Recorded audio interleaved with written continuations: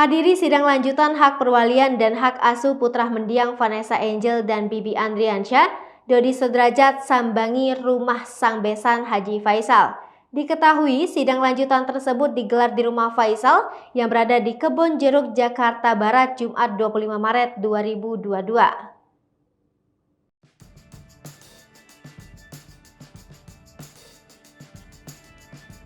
Dodi Sudrajat, ayah dari Vanessa Angel pun terlihat mendatangi rumah Faisal dengan ditemani putrinya Mayang.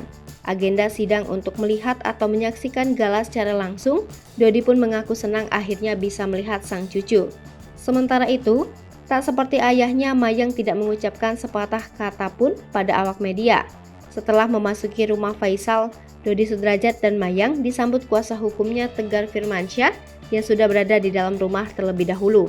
Di dalam rumah juga ada pihak Pengadilan Agama Jakarta Barat, tim kuasa hukum Faisal, serta kerabat dari Faisal. Setelah sidang Deschente, kesimpulan akan dibacakan pada sidang yang digelar pada 30 Maret 2022.